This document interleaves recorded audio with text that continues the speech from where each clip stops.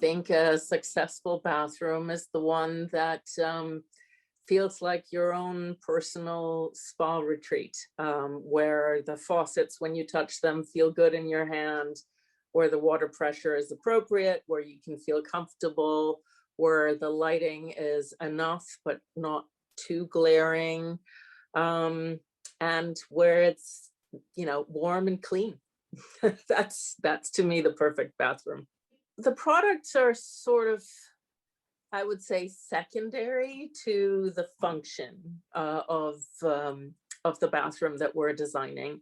First, we try to get the functional elements into place, and then pending on the client's budget or preferences, we either look for more traditional taps and fixtures, or more modern ones.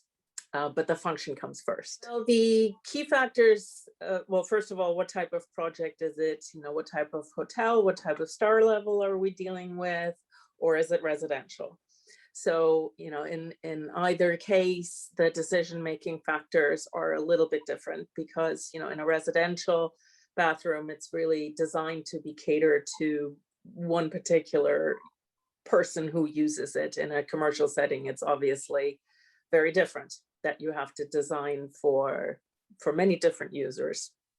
And also the budgetary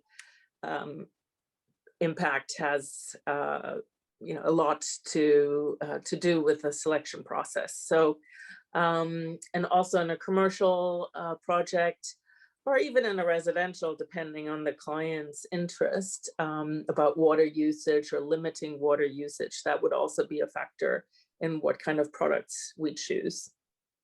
And then, of course, it comes down to personal preferences. When you're selecting a toilet fixture, for example, do you want the Japanese type of toilet experience, or are you happy with a more Western style toilet experience?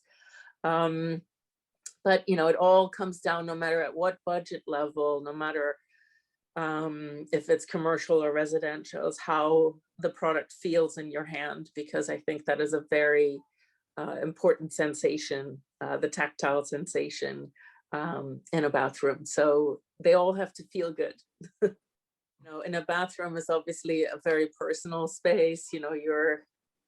You're naked most of the time, and so everything has to be sort of intuitive of where things are located, no sharp corners, no sharp angles, and being very conscious of how you use the space, that it's intuitive if you're using it at night, so that you can find your way around. And so it's very important that not only is it chic, but it's also designed to be safely usable in all kinds of conditions, wet conditions, dark conditions. So you have to think about all those aspects. Well, I don't believe there's going to be a huge change in a post-pandemic world.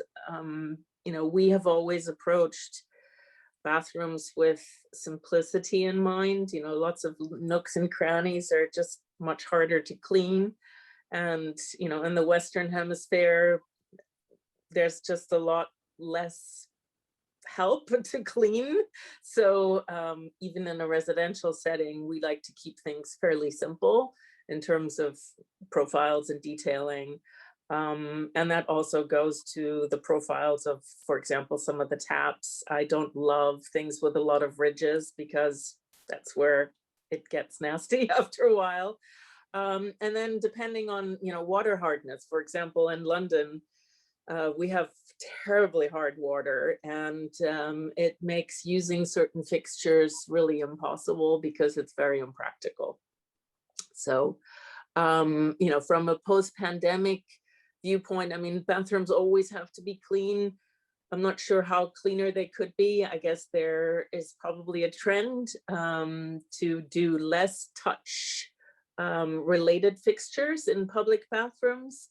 And I'm all for that, because the less you have to touch, the better it is.